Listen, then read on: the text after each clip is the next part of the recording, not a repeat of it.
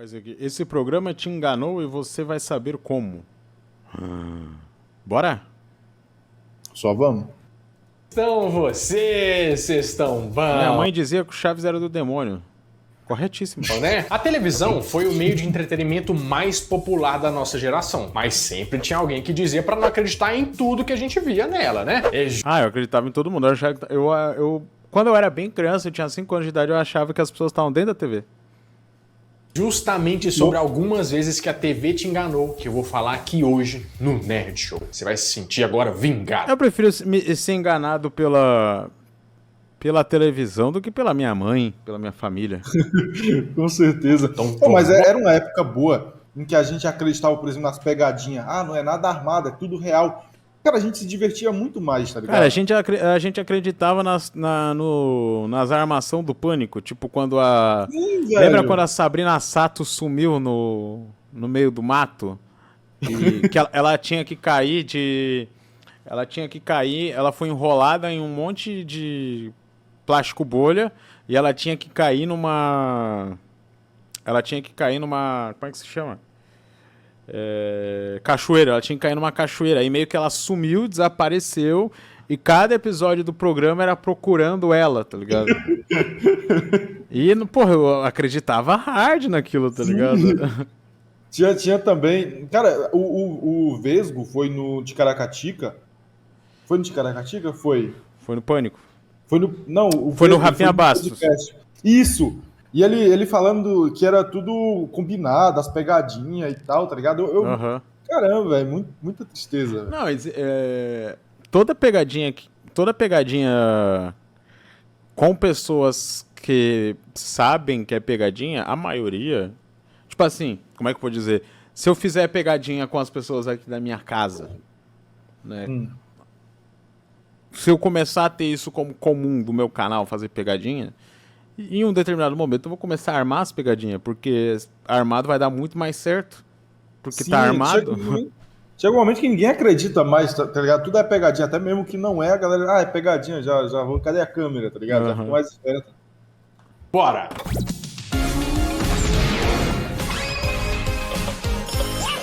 Caramba.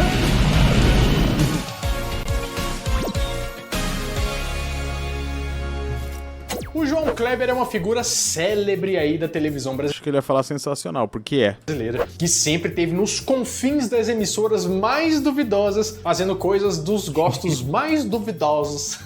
Tô brincando, tá, João? É só brincando. Antes dos anos 2000, ele já tinha aparecido em emissoras locais e até na Globo. Mas o sucesso nacional veio mesmo com as pegadinhas do Eu Vi na TV da Rede TV. Segunda, ao vivo, no Eu Vi na TV. No palco, junto com João Kleber, o pessoal do Pânico da Jovem Pan. Depois disso, ele já mudou de programa, já mudou de emissora, voltou pra Rede TV, foi pra Portugal fazer um reality show em Portugal, mas o espírito sempre foi o mesmo. E atualmente ele tem o João Kleber Show lá na Rede TV, com um quadro de pegadinhas, né? Pra variar. E a gente sempre fica na dúvida se aquelas pegadinhas são de verdade ou não são. Não Tanto são, dele né? quanto as do Silvio Santos e tal, né? A gente fica assim, só o pessoal que é desmonetizado, que toma porrada no YouTube, que a gente sabe que é de verdade, porque ninguém seria tão idiota.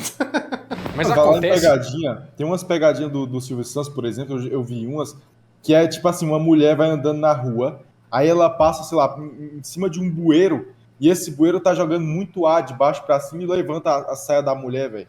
Cara, se isso for combinado, cada pessoa é um processo, tá ligado? Exatamente. Falou tudo, cara. Que em uma gravação Igual dar tortada na cara, tá ligado? Sim. Nos anos 90 era mais difícil sair processando, tá ligado? Mas hoje em dia, cara, tu não consegue ficar dando tortada em desconhecido, cara. É perigoso, velho. de pegadinha pra esse programa dele, alguém conseguiu filmar toda a produção acontecendo por detrás das câmeras. De casa, a gente vê assim. Geladinha no capricho! No capricho, mano, geladinha! Mas na vida real, é essa cena que tava acontecendo. Nossa. Caramba. Nossa, que quebrou minha vibe, velho. Meu Deus, cara. Claramente não dá pra enganar alguém com uma plateia gigantesca dessas na frente da barraquinha de espeto, né? Isso sem Nossa, velho. Nunca vazou isso na internet? Ou isso aí O vazou brilho do na Maicon sumindo. Eu acho que vazou, né? Ele tá usando? É verdade. Contar que de onde o cara veio, dá pra ver o homem com um balde do lado da barraca. Mas se você ainda não tiver convencido, olha a câmera aí, gente. Tá apoiada com tripé e tudo. É uma produção louca. E você achando que fica escondida dentro de uma van, né? Até parece. Até nós somos mais bobos. Só não tem iluminação porque, assim, tá de dia. Fora isso, tem tudo. Outro apresentador que de tempos em tempos muda alguma coisinha, some um pouco, mas sempre volta o mesmo, é o Ratinho. E o programa do Ratinho é um grande clássico da SBT, que estreou em 98. É só dele, né, o programa do que... Ratinho. Não tem como, aqui, ó. Para! É brincadeira, hein? Ele seria uma das Ele criou isso contratações aqui. mais Ele caras não da diretamente, emissora mas criou. até então. E parecia que o investimento tinha valido a pena, porque a audiência do programa era excelente e ameaçava inclusive o Ibope da novela das 8, chegando a passar a Globo em alguns momentos.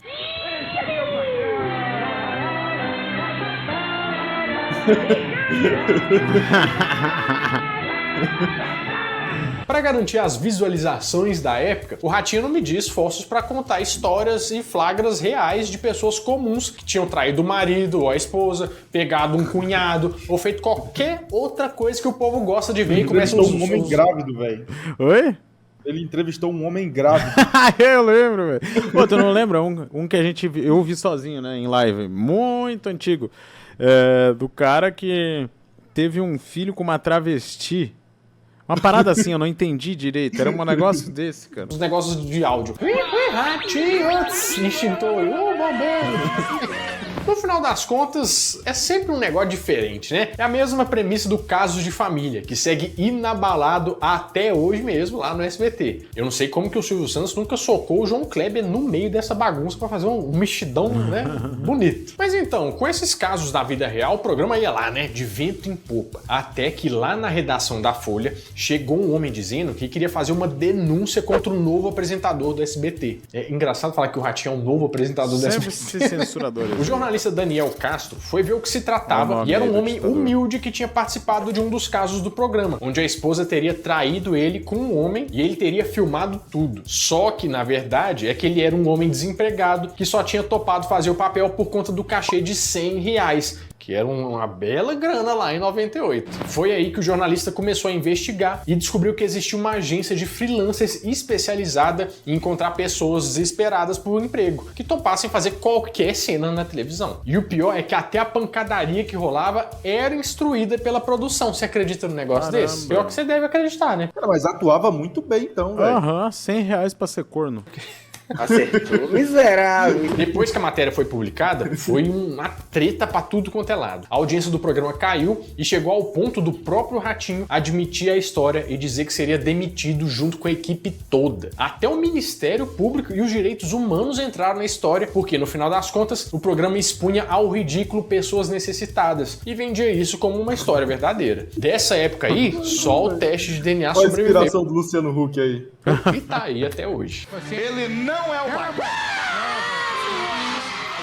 Ele não é o pai, ele não é o pai. E na saudosa MTV dos Não, anos é 2000, muito incrível imaginar que são pessoas, tipo, comuns, só que tava necessidade de emprego e ia atuar tão bem assim, velho. Pra tu Porque, ver como tipo, os caras realmente precisavam de dinheiro, né, velho? É verdade. Mas eu acho que tretar é algo que não é tão difícil. Sei lá. Cara, mas velho. Porque, tipo, imagina... Ah, você Fingir não que é outra o pai. pessoa é minha esposa, né, mano? É complicado. 2000, além dos programas brasileiros que a gente adorava, também tinha um monte de programa gringo que passava na grade com legendas em português ou até dublados. Um dos mais legais, que o pessoal mais gostava, era o MTV Cribs, que mostrava a casa de algumas celebridades. Você lembra desse programa? Eu vejo até hoje, né? Hoje tem o canal Vogue, que vai na casa dos famosos. MTV Cribs is here. I don't want to do Cribs unless I can do the whole thing. So I'm gonna take over the whole show. O original começou a ser exibido em 2000 e dezenas de casas vieram para MTV Brasil com grandes nomes, tipo Robbie Williams, Snoop Dogg. Casas vieram para MTV Brasil com grandes nomes, tipo Robbie Esse é o Robbie Williams? Caramba, Williams, Snoop Dogg, Pamela Anderson, o do Foo Fighters, o velho. cara O Snoop Dogg não envelhece, né, velho? Oi? o Snoop Dogg não envelhece. Pra Não quem não envelhece. entendeu, Cribe, ou Cribs, ou qualquer coisa que o seu inglês permitir você entender, ou eu falar, né? MTV Cribs. Em inglês significa berço e pode ser usado como uma gíria pra falar da nossa casa, como se fosse a gente falando barraco, sabe? O nosso barraco e tal. MTV, yeah. What? O programa era um sucesso. Teve mais de 180 celebridades participando do rolê pela casa. Mais ou menos igual a tour pelo apartamento que acontece no YouTube, né? Gente, hoje é o dia da tour pela nossa casa. Só que aí que veio a bomba. Em 2004, um homem moveu um processo contra a MTV por terem gravado o interior da casa dele sem autorização. Quando foram ver, a casa desse cara era a casa que o rapper Ja Rule tinha aparecido no episódio dizendo que era dele. Hoje agora quem faz isso são os youtubers, né? E o pessoal do marketing digital. Você quer ganhar uma Ferrari que nem essa aqui? Vão, arrasta pra cima. Depois disso, vários casos de celebridades que não tinham mostrado uma casa deles começaram a pipocar de vez em quando, sendo que em alguns deles a própria MTV alugava a casa, fazendo a gente de Eita! trouxa. Porque a gente assistia pensando que a casa era daquele jeito porque o artista quis. Os fãs deviam ficar super felizes de ver essa intimidade, né? Para no final das contas ser só um cenário. Um dos casos mais famosos foi do cantor britânico Robbie Williams, Ah, é Robin Williams. Eu achei que era o Robin Williams lá da... Não, é outro. que mostrou uma casa, mas depois a atriz Jane Ah, no, do Gênio Indomável. Acho que fica melhor assim do que citar a maneira que ele morreu. Seymour acabou soltando que a propriedade era dela. O que aconteceu? É que os dois eram amigos. Eles estavam alugando o lugar, mas depois em outro episódio ele mostrou a casa dele de verdade. E a cantora Jojo? Hey, this is Jojo. Você lembra dela? No episódio que ela aparece, a casa filmada era de um tio dela. Hey, I'm Jojo. Ah, se ela mora ali, e aí? My crib, come inside. É mentira. E o 50 Cent não mentiu sobre a casa dele, mas as 3 Ferraris que estavam na garagem eram alugadas. Let me show you some of my cars. Mentira. Marketing digital, foguete não tem ré. No episódio das Destiny Childs, né? Say my name, say my name. Que se você não sabe é o grupo da Beyoncé antes da carreira solo dela, Ela era as irmãs. fez de tudo pra gente acreditar que elas moravam juntas numa mansão no Texas. Welcome to our crib. Please come on in. Mentira. Além disso não ser verdade, eles deram um jeito de enfiar uma publi no meio, né? Pra divulgar um sapato que patrocinava elas, como se fosse alguma coisa assim super natural. Outro programa americano que veio traduzido pra cá foi o Pimp My Ride, que era de reforma de carro. Do Luciano Huck? Acho que é, hein? Pois é, esse lata velha gringo dava um trato monstruoso nos carros das pessoas e deixava quase todos parecendo uma miniatura de Hot Wheels, né? Assim, man, vou colocar aqui um PlayStation aí que vai ter 7 LCDs. Era o O Exhibit carro, que quanto mais apresentava. LCD, melhor ele ficava pra eles. Pra quem gosta de carro, o programa era um prato cheio, porque eles faziam um trabalho perfeito nos carros que apareciam lá. Pena que era tudo mentira, né? Olha só pra você ver. O site HuffPost resolveu conversar com pessoas que tinham participado do programa quase 10 anos depois da exibição. E vários deles afirmaram que tudo não passava de uma fachada. E a fachada literalmente, porque foi quase uma unanimidade. Visualmente, o carro tinha ficado muito bonito, mas por dentro as coisas eram as mesmas. Motor, parte elétrica, os caras não arrumavam Cusão, né? nada. Em alguns Tava, casos velho. foi dito que o carro estava velho, mas funcionava, e depois do programa parava de funcionar por não conseguir aguentar todas as modificações estéticas. Um dos caras que levou o carro lá falou que precisou trocar a suspensão e os pneus do carro um mês depois de ter recebido o veículo do programa, porque o carro ficou mais pesado, mas eles não trocaram absolutamente nada para compensar isso aí. Além de mostrar que é muito fácil enganar a gente, isso também mostra que às vezes ficar com seu Corsa 98 é a melhor opção que você tem por aí.